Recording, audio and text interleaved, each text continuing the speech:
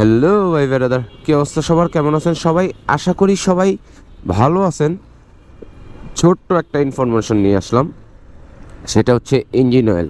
And এই engine অয়েলটা আমরা হচ্ছে দুইটা ইঞ্জিন অয়েল নিয়ে কথা বলবো, সেটা হচ্ছে মিনারেল এবং ফুল সিনথেটিক।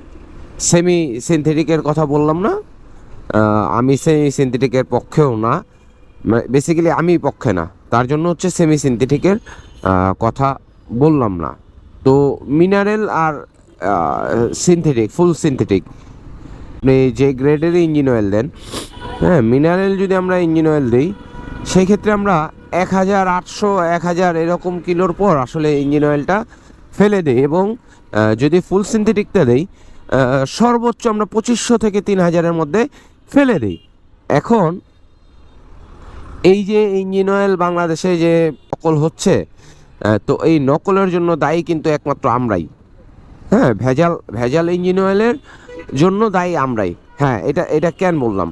এটা বললাম হচ্ছে, আমরা যে 1000-এ মিনারেলটা ফেলে দিই, এইটা আসলে কতটুকু যৌক্তিক? আসলে আমি বলবো এটা যৌক্তিক কিনা, কারণ ইঞ্জিন অয়েল 1000-এর মধ্যে আসলে কিছুই হয় না। হ্যাঁ, তো এইটা আমরা অনায়াসে 1200 থেকে 1500 কিলো চালাইতে পারি এবং রোড কন্ডিশন অনুযায়ী। যদি হচ্ছে এই ফুল সিনথেটিক ইঞ্জিন অয়েলের কথা বলি, ফুল সিনথেটিক ইঞ্জিন অয়েল কোনোটা আপনার 3000, 3500 বা 4000 পর্যন্ত চালানো যায়। তো আমরা কি করে এটা 2500 কিলোর মধ্যেই আসলে আমরা এটা ইয়ে করে দিই, মানে ড্রেন করে দিই। এখন এইটা মানে নকল ইঞ্জিন অয়েল মানে বের হওয়ার, এর জন্যই বললাম যে একমাত্র আমরাই দায়ী।